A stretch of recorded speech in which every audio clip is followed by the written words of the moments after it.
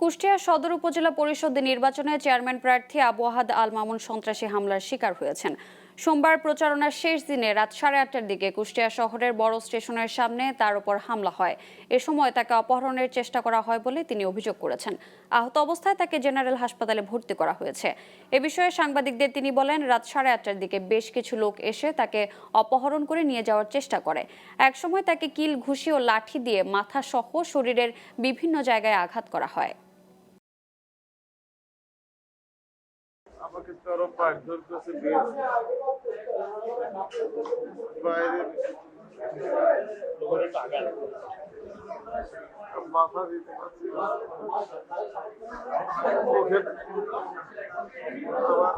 নির্বাচনে তাছাড়া আমার তো কোনো শত্রু নাই। আমি একজন রাজনৈতিক কর্মী হিসেবে সবসময় মানুষের পাশে থাকি।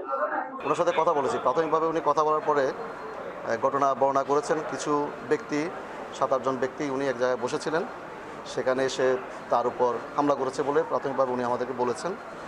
এবং উনি সকলকে চিনতে পারেননি, তবে 2-1 জন নাম বলেছেন। সাথে সাথে আমাদের এদিকে ডিবির এবং থানার 2টা টিম আমরা কাজ করছি, যত দ্রুত সম্ভব যারা অপরাধী অথবা আমাদের এই সুষ্ঠু সুন্দরভাবে যে শান্ত পরিবেশ, এই শান্ত পরিবেশ বিনষ্ট করার চেষ্টা করেছে, সে যেই হোক অতি দ্রুত তাদেরকে আমরা গ্রেপ্তার করার জন্য অভিযান পরিচালনা করছি।